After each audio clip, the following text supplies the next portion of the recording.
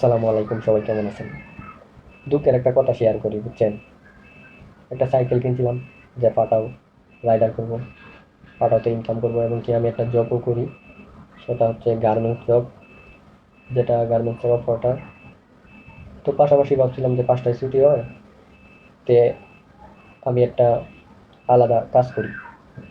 তো যখন আমি আলাদা কাজ করার জন্য সব কিছু কমপ্লিট করলাম, পাটাওতে অ্যাকাউন্ট করলাম, পাটাও অ্যাকাউন্ট ভেরিফাইও করা হয়েছে। তখন ভেরিফাই করা হওয়ার পরে আমি যখন কাজ করব, তখন একটা মজার কাহিনী হয়েছে। অনেক মজা, অনেক দুঃখেরই ধরতে গেলে। যেমন ধরেন, আমি বুঝতে পারিনি যে এইরকম হবে। তো সেই কাহিনীটা হচ্ছে, পাঠাতে আমি গেলাম রাইট শেয়ারিংয়ের জন্য শর্ট বুকিং করতে হবে। শর্ট আচ্ছা, যাই হোক, শর্ট বুকিং করছি 6টা থেকে 9টা পর্যন্ত। কিন্তু আমার বাসা হচ্ছে টঙ্গী, আর আপনারা অবশ্যই সবাই জানেন যে টঙ্গী স্টেশন রোডের নিচে, যে ব্রিজের নিচে আছে, ব্রিজের নিচে তো পকেটমার, ছিনতাই, ডাকাতি হয়।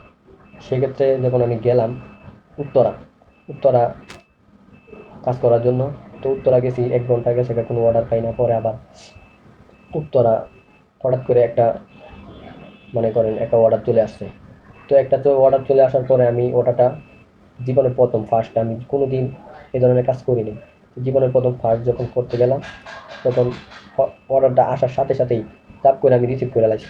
রিসিভ করার পরে না বুঝিয়া যখন যাত্রাপথ দিয়ে দিছে, যখন যাত্রাপথে আমি যাইতে শুরু করলাম, তো যাত্রাপথে যাওয়া যখন শুরু করছি, তখন দেখি ঘুরাইয়া ফিরাইয়া আমি একই লোকেশনে, বারবার একই লোকেশনে আসতেছি। তো একই লোকেশনে আবার বারবার যখন আসতেছি, তখন আমি ভয় পাইতাছি অনেক, যে রাতটা আরো গভীর হইতাছে। যেমন ধরুন 7টা বাজে এই সময় আমি অর্ডারটা পাইছি। ঘুরতে ঘুরতে এনে আধা ঘন্টা কাছাকাছি ঘুরলাম। পরে যখন অর্ডারটা আমি, আমার আবার যে ব্যক্তি অর্ডার দিয়েছে, সেই ব্যক্তি ফোন দিয়ে বারবার দিয়ে গেছে, কোন পর্যন্ত আসছেন না কেন, এখনো আসেন না? আমি বললাম, ভাই আমি তো লোকেশনটা চিনতেছি না, আমি এখন রেস্টুরেন্টের লোকেশনই চিনি না। রেস্টুরেন্টে ফুডে কাজ করা শুরু করছিলাম।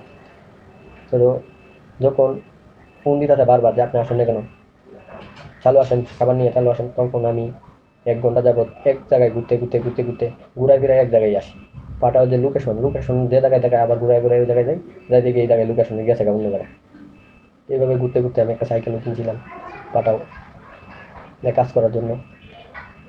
তে পরবর্তীতে কী হবে, যখন এইভাবে এক জায়গায় ঘুরতাছি, তখন আর ওই জিনিসটা আমার মাথায় ধরে নাই যে পাঠাও, মানে আমি যে অর্ডারটা নিয়ে নিছি, এটা ক্যান্সেল করে কেমনে, কী করে না করে, এটা বুঝি নাই। না বুঝি আমি কী করছি, মোবাইল বন্ধ করে দিয়েছি। বন্ধ করে দিয়ে ডাইরেক্ট বাসায়, মানে বাসার দিকে বাসার থেকে রওনা দেওয়ার পরে বাসার দিকে চলে আসছি। বাসার দিকে চলে আসার পরে দেখি ফোন খোলার পরে 6টা কল দিছে।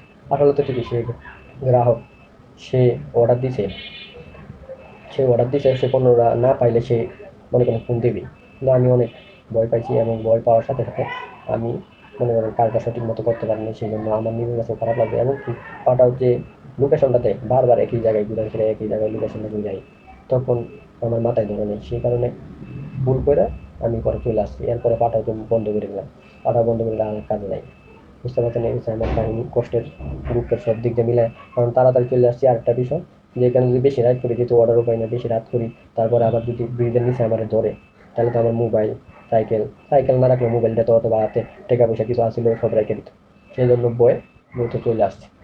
তো আপনারা যারা কাজ করবেন, তারা অবশ্যই ভালোভাবে জানবেন, এবং রিকোয়েস্ট আসার সাথে সাথে, মনে করেন, ধরবেন না, আগে দেখবেন, বুঝবেন, 30 সেকেন্ড সময় দেখে বুঝে পরে রিকোয়েস্টটা ধরবেন। আর যদি এই ধরনের সমস্যা হয়, আমার মতো হুট করে চলে না আইসা সাথে সাথে রিপোর্ট জানাইবেন যে সমস্যা হচ্ছে, এটা কী করণীয়, তারা তখন আপনাকে বুঝিয়ে দিবে।